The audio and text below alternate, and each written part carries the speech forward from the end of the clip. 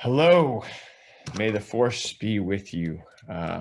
What an amazing time it is to be in the world. So let me give you a little introduction to who I am first. If you don't know me, my name is Paul Mabray. I've been in the wine industry since, wow, I don't even want to admit to it, but forever. So over 3 decades, I've been pushing wine and tech as the key catalyst to help us succeed. We live in crazy, unprecedented times, once in a century times with a global pandemic.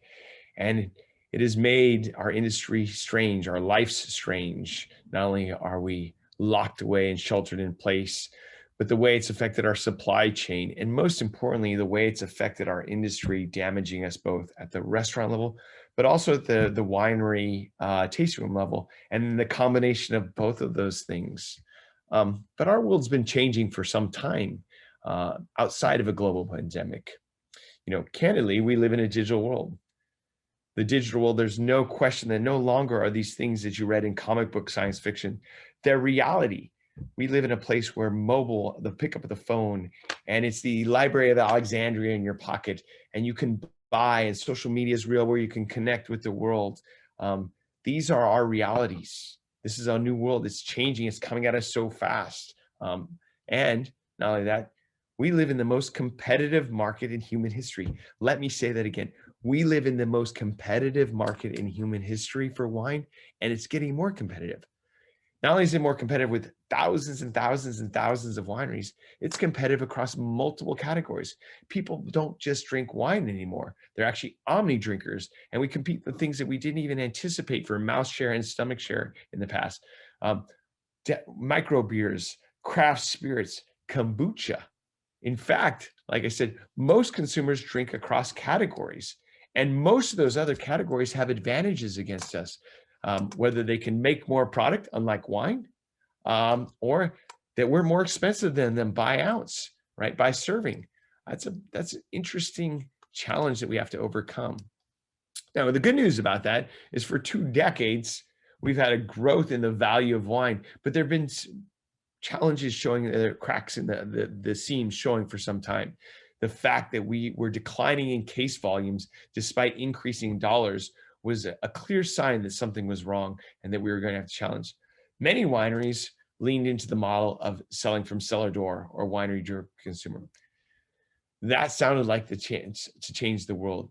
But it's easy to sell wine when you live in a beautiful region like California, like Hungary, and when you make amazing wines. But that model, despite it sounding to have all this promise in the world, is pretty flawed. It takes a lot to ask someone to get on a plane and fly somewhere to go visit your winery. Getting on a plane to go into Hungary to fly and enjoy your wines is not an easy concept. It's not inexpensive. It's like getting on a plane to fly to San Jose to test drive a Tesla so that you can have it shipped home. And even though we build these wineries over and over again, and we want to make these great destination spots, it's not going to solve those problems. And that's been shown extensively through the fires in California and Oregon. It's been shown through this pandemic that we're going through. So what kind of things should we do? Should we make better wine? Well, I don't think there's a winemaker in the world that I know that says they make bad wine. Should we get better scores? Well, look, there's lots and lots of wines that have great scores that are selling on discount all day long. Should we develop new flavors? Well, I don't think that that's the answer either. There's tens of thousands of flavors. In fact, in the United States alone, there'll be 200,000 products this next year, new products. Should we follow traditional crazy models like Veblen goods or supply and demand? There's so many wineries that doesn't make a difference anymore. People talk about certification. Well, look, I don't think that that's the answer to our problem either. I work in the wine industry. I'm looking at all these certifications on the screen, and I can't make heads or tails of them. Imagine a consumer looking at these, trying to understand them and use them as a reason to buy the wine differently. What a crazy time. So this black swan event, this pandemic, has changed our perspective in ways that I didn't think I'd see in my lifetime. As a man that stood on stage saying, the internet is the future, digital is the future, it's extensibility, it's the ability to reach across borders and touch people. I actually honestly didn't believe it. The pandemic has been terrible. The lives lost, our businesses in jeopardy. But there has been one small glimmer of hope that's come from it. It's that the entire world, wineries, retailers, and especially of consumers, have woken up to digital. The amount of online sales have skyrocketed. And it's not just in wine, it's in every industry. E-commerce is growing at an exponential rate. In the first 3 months of COVID, we launched ahead across almost every industry in 10 years. And the estimations are that we moved the entire industries decades ahead. Every online retailer and winery DTC is growing exponentially in sales. And what used to be the model that we have has changed to fundamentally large growths in e-commerce. And that's going to continue.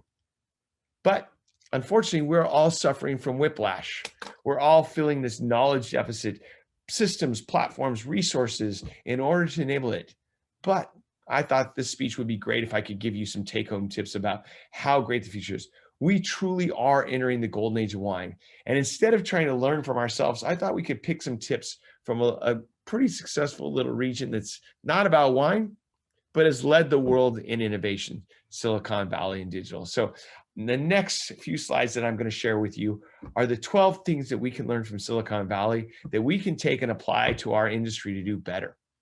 Okay. And I'm always happy to answer any questions on this. If you want to tweet me, DM me, set up a free phone call. I believe in helping wineries out. That's my mission in the world.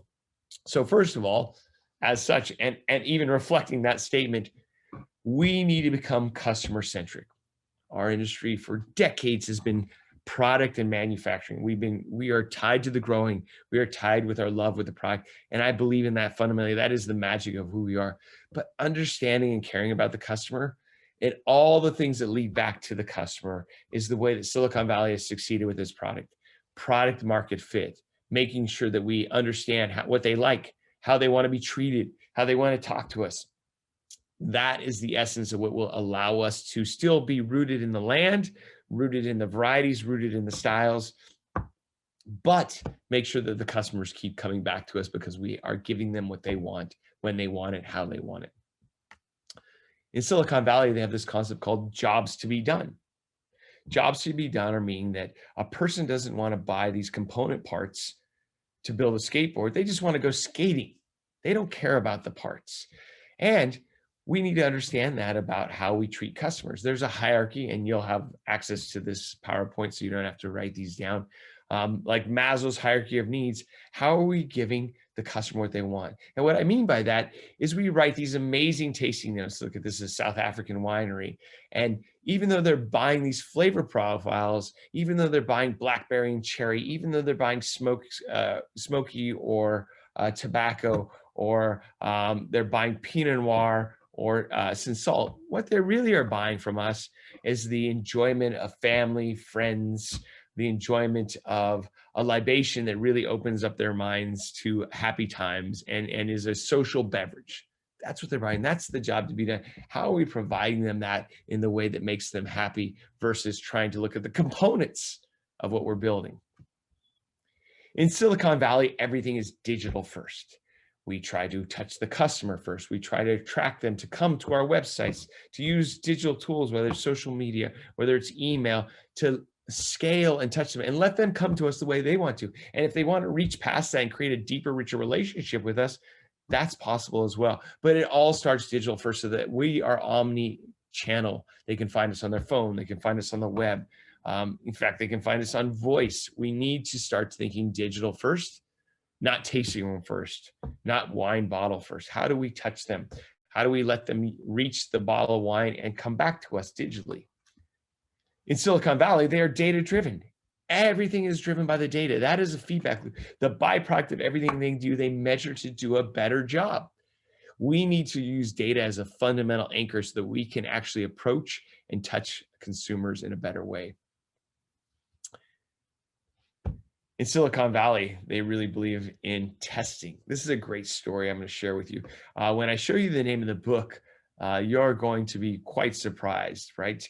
So what they did is, this person who wrote this world famous book went and bought $200 of advertising of Google AdWords and then went out and tested them on Google to see which ads would drive back to make the title of this book.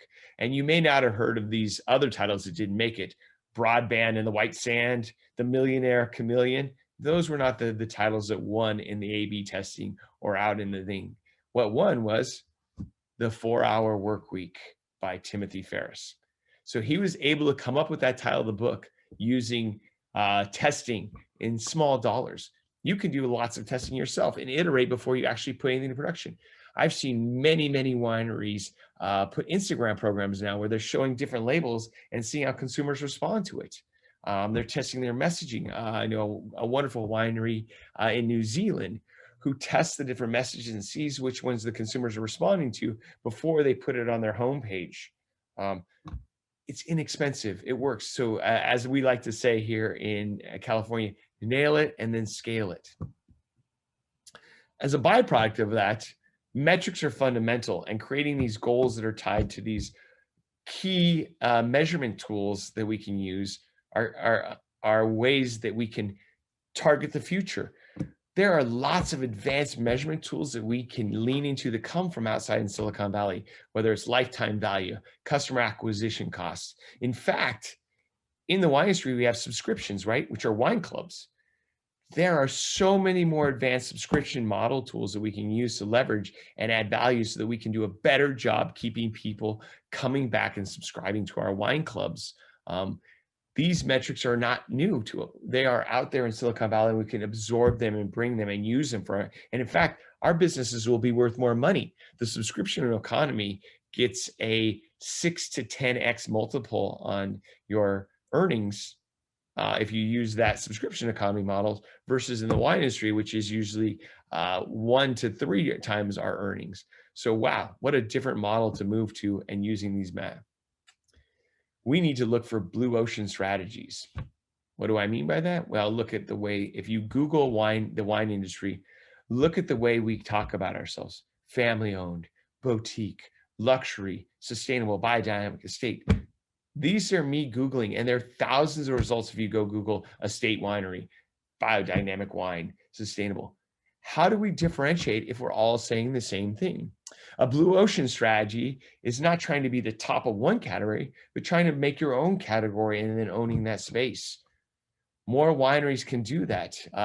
Hungarian wines have a great place in the world to use many of the varieties or the ways that you're making wine that are very differentiated, and own that category and elevate that. Amphora, Tokai, there's so many things that you can do. And how do you lean into that place and own that category and make that category larger? I think that that's the magic of what we have to learn from Silicon Valley.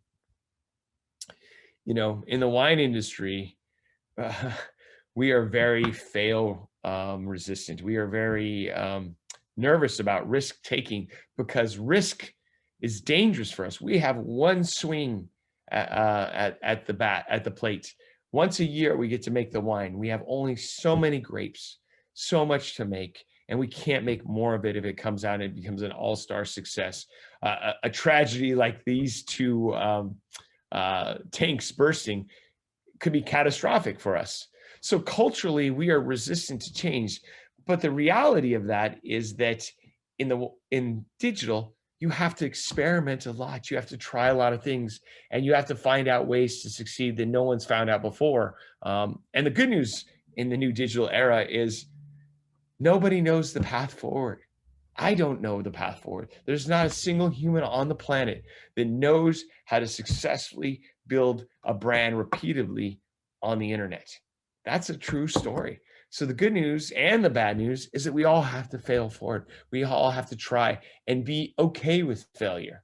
What an exciting time to be alive in wine. But in failing forward, it requires investment, because this is exactly what failing forward looks like. People think that success is a straight line. It's a lot of those little jigs and jags to failure to get to the next side. It's a lot about trying a lot of different things while you're pointed towards magnetic north, so that you know what your vision is and how you're going to get there. And the successful companies in Silicon Valley spend a lot of money investing. Now, I don't expect any winery to put this much of their revenue, 22% in R&D like Amazon does, but I do expect us to put a budget together to invest in that. And not only invest in it, we have to invest in infrastructure today, and it's going to be a while before we recoup those investments. That's called the fish model. We invest, and for a while, we'll have a bucket where it feels like we're making less money by a significant amount, but there will be an intersection where that changes and our growth curve of our revenue is much, much higher than the amount of dollars that we spend in the investment, and it becomes algorithmically better. That's what e-commerce does for us. It algorithmically drives it. That's what social media does. It algorithmically allows us to touch more customers. That's what targeting does. It allows us to better target customers for greater returns, right? This is the way that we use digital, and we have to invest in it and expect that we're not going to be making money. And unfortunately, we're paying back money that we haven't invested for some time. So it's even going to be a deeper trench. And to do that, we need to hire professionals. We need to reach outside of the wine industry to buy. Not a single one of these great people that are growth marketers would I hire to bring into a winery to make my wine. None of them are winemakers. You would never hire any of these people to make wine. Why would we hire a tasting room person or a marketing person that doesn't have digital experience to run our digital programs? Why would we take a tasting room person or someone, a junior marketing person, because they're young, to run our social media? We should hire experts, and they cost money to hire experts, unfortunately. But professionals bring back professional results if we give them the permission to fail forward and learn the industry, because no one has the answer. They have to be allowed to fail forward. And the goal of these professionals is to create loyalty. It's not about singular sales. Retention is more important than pure sales.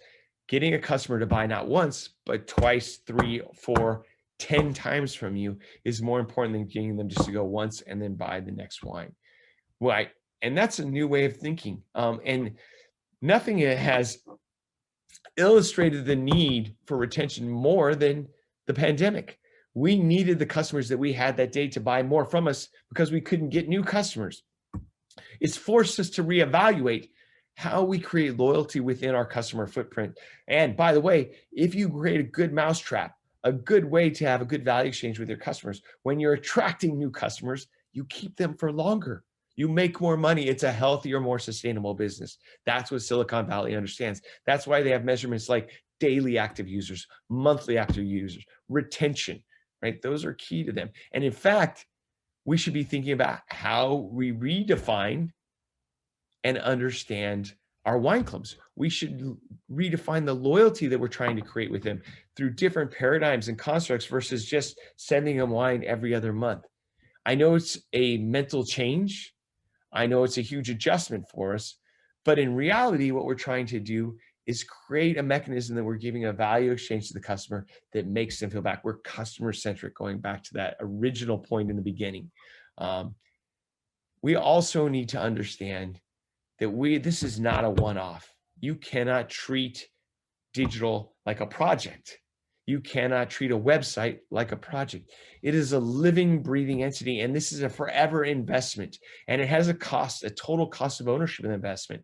When you build a website, you have to maintain it. You have to pay to update it. It's like a credit card. You have to pay it down over time.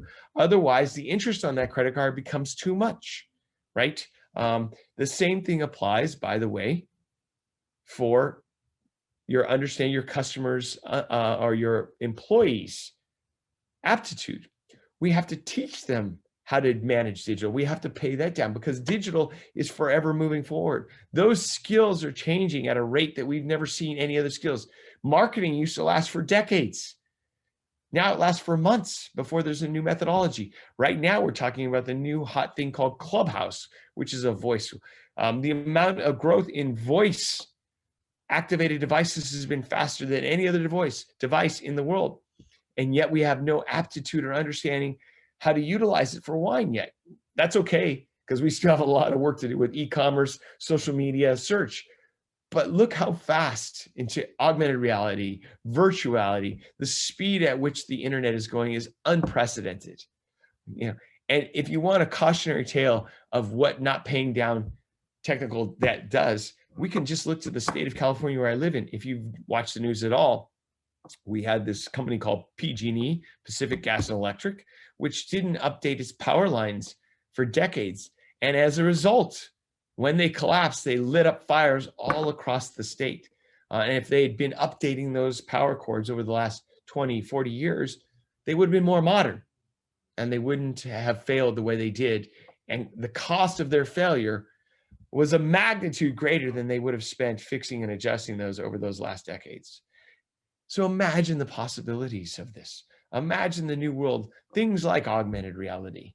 So what really is happening with digital, and what's really important, is we are applying a new science to the industry, which is digital can allow us to reach through space and time, can allow us to reach across countries and talk to you. I'm recording this video right now at 9 a.m. in the morning, months before seeing you, on the internet. It's recording up to the cloud so that you can watch it before your breakfast this morning and then understand what's going on with digital. This is the thing. You can reach out. The minute you are watching this, you can be texting me or tweeting me or DMing me or recording and talking about this speech, and I'll be receiving it in a few minutes and talking back to you. This is how we should be looking at it. And now we have a relationship that we can nurture and create going forward, which leads me to the final piece of what we're talking about, which is, aside from all the digital tools, digital is just tools. They're tools to make the human experience better. And as my good friend Gary Vaynerchuk likes to say, forget about all the tools. If you start with the basic premise of caring about your customers, whether that's a retailer, an exporter, an importer, a wholesaler, or especially a consumer, and caring about what means something to them, you will succeed. So thank you very much for having me today. I hope this was enlightening. As I said, if you have any questions, please reach out to me. I want to help. I want to help us all really unlock this magical time that we're walking into. This truly is the golden age of wine online. This truly is our opportunity to do something different. Our opportunity for Hungarian wines to cross into America and touch consumers' ears, their hearts and their palates, to do something differently. And the way that you can do that is using these new tools that now everybody is using. So I wish you the best. I hope that you're having an amazing 2021, and I look forward to meeting in person someday soon. Thank you very much.